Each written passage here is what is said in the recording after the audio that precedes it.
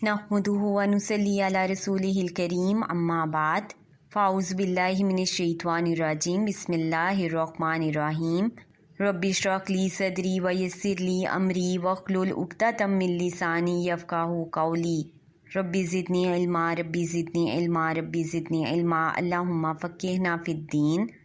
अस्सलामु अलैकुम व रहमतुल्लाहि व बरकातुहू। आज का जो टॉपिक है वो है फरमाबरदार लोगों की आखिरत।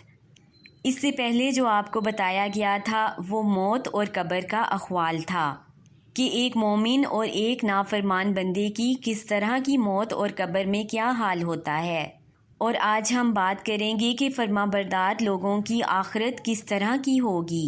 जैसा कि पहले ज़िक्र किया गया कि जो मोमिन हैं उनकी मौत के लम्हात किस तरह के होंगे, किस तरह फ़रिश्ते आकर सबसे पहले उनको सलाम पेश करेंगे और वो कहेंगे कि अपने नेक आमाल के बदले में तुम जन्नत में दाखिल हो जाओ। इसी तरह फरमाबरदार लोग जो हैं वो क़यामत के दिन जब उनको उठाया जाएगा तो सूरत अल हदीद की आयत नंबर 12 से हमें मालूम होता है, उस दिन तुम ईमान वाले मर्दों और ईमान वाली औरतों को देखोगे कि उनका नूर उनके आगे आगे और दाहिनी तरफ चल रहा है।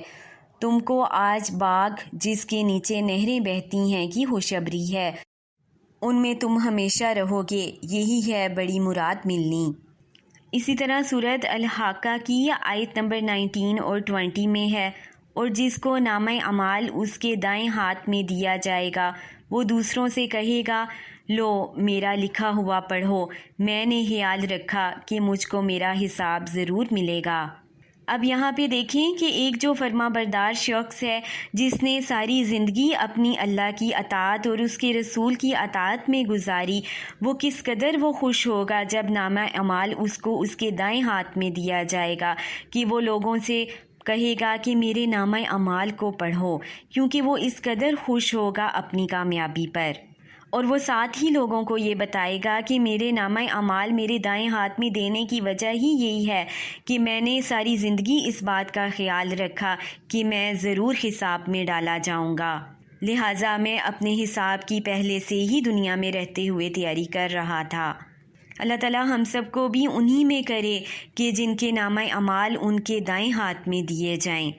और जैसा कि पहले हमने ज़िक्र किया था कि जिन लोगों के नामा अमाल उनके बाएं हाथ में दिए जाएंगे तो वो इस कदर खौफज़दा और शर्मिंदा वो होंगे कि वो हमेशा रहने वाली मौत की वो ख्वाहिश करेंगे, और वो साथ ये भी कहेंगे कि हमारा माल हमारे किसी काम ना आया।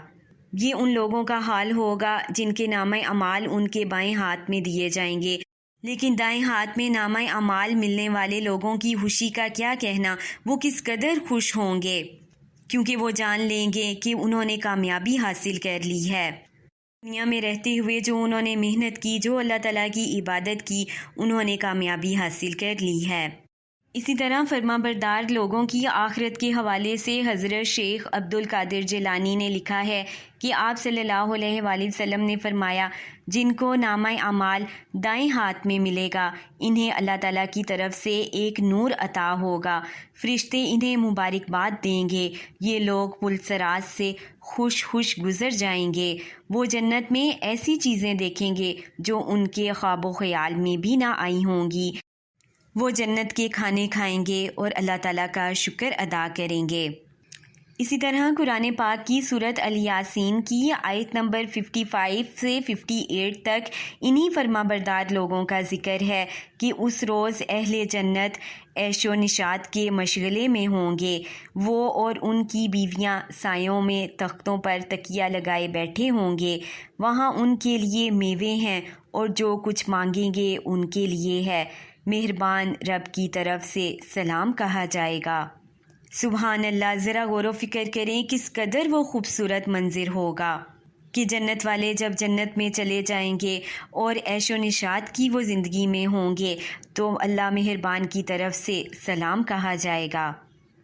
इसी तरह आप सल्लल्लाहु अलैहि वसल्लम ने फरमाया कि जन्नतियों का खैमा एक मोती होगा जिसे अंदर से तराशा गया होगा, जिसकी ऊंचाई 30 मील होगी और उसके हर गोशे में मोमिनों के लिए बीवियाँ होंगी, लेकिन इन्हें दूसरे ना देख सकेंगे।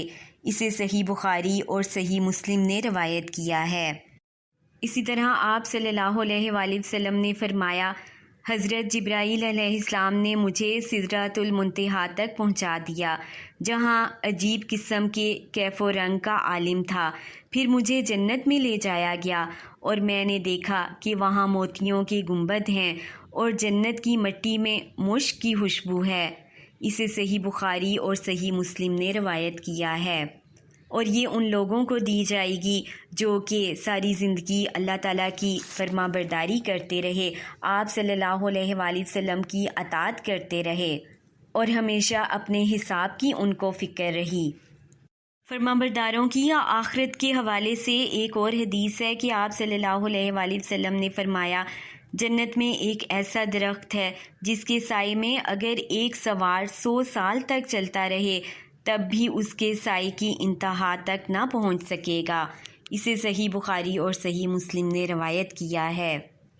اسی طرح حضرت شیخ عبد القادر جیلانی نے فرمایا کہ حضرت ابو ہریرہ رضی اللہ تعالیٰ عنہ روایت کرتے ہیں، میں نے رسول اللہ صلی اللہ علیہ وآلہ وسلم سے پوچھا، جنت کس چیز سے بنائی گئی ہے؟ آپ صلی اللہ علیہ وآلہ وسلم نے فرمایا، اس کی اینٹیں سونے اور چاندی کی ہیں اور گارا و خوشبودار مشک کا ہے، یاقوت اور مروارید اس کے سنگریزے ہیں، اس کی زمین زعفران اور ورس کی طرح خوشبودار ہے۔ اسی طرح حضرت خواجہ نظام الدین اولیاء رحمۃ اللہ علیہ کی آنکھوں میں آنسو آ گئے جب انہوں نے فرمایا کہ حدیث میں آیا ہے کہ بعض لوگ ایسے ہوں گے جنہیں کھینچ کھینچ کر زبردستی بہشت میں لے جایا جائے گا۔ وہ گروہ وہ ہوگا کہ جو رب العزت کا محبوب ہے۔ کل کو قیامت کے روز انہیں فرمان ملے گا کہ بہشت میں چلے جاؤ۔ وہ کہیں گے کہ ہم نے تو بہشت کی خاطر تیری عبادت نہیں کی تھی، ہم نے تو تیری محبت میں تیری عبادت کی تھی۔ فرمان الہی آئے گا، بے شک یہ ایسا ہی ہے، لیکن وعدہ دیدار اور وعدہ وصال تو جنت ہی میں پورا ہوگا۔ چنانچہ ملائکہ نور کی زنجیروں سے کھینچ کر انہیں بہشت میں لے جائیں گے۔ سبحان اللہ۔ اللہ تعالیٰ ہمیں بھی انہی گروہ میں سے کرے کہ جہاں پر اللہ تعالیٰ کا دیدار نصیب ہوگا۔ اب دیکھیں کہ وہ لوگ کس قدر خوش نصیب ہیں کہ وہ دنیا میں رہتے ہوئے اللہ تعالیٰ کے فرما بردار بن کر رہے، آپ صلی اللہ علیہ وآلہ وسلم کی اطاعت کرتے رہے، جس کی وجہ سے انہوں نے اپنی دنیا میں بھی عزت کمائی اور آخرت میں بھی اللہ تعالیٰ ان کو کامیاب فرمائے گا۔ ایسے لوگوں کے ساتھ اللہ تعالیٰ کا جنت دینے کا وعدہ ہے، کامیابی کا وعدہ ہے، اور ایسے لوگوں کی موت کا وقت جو ہے وہ بھی خوشگوار ہوگا، قبر میں بھی معاملہ ان کے ساتھ اچھا رہے گا، اور قیامت والے دن اللہ تعالیٰ ان کو ہولناکی سے بچا کر جنت میں داخل فرما دے گا اور اپنا دیدار نصیب فرمائے گا۔ اللہ تعالیٰ ہمیں بھی اپنے فرما بردار بندوں میں شامل کر لے، آمین ثم آمین۔ ربنا تقبل منا انک انت السمیع العلیم، سبحانک اللہم و بحمدک، اشہد ان لا الہ الا انت، استغفرک و اتوب الیک۔ السلام علیکم ورحمۃ اللہ وبرکاتہ۔